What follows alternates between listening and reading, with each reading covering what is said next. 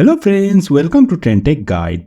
Today I'm gonna guide you through how to hide desktop icons. So let's start.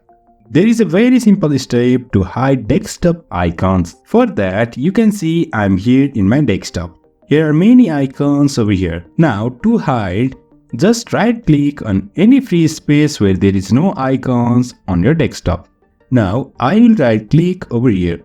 Go on view, and on view you can find here show desktop icons. Here you can see it's set on. Now to hide desktop icons, just click on this and boom, our desktop icons are gone.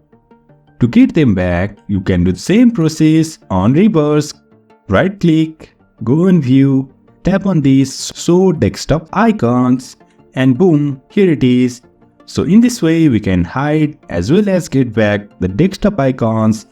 If you find this helpful, don't forget to subscribe. Have a good time.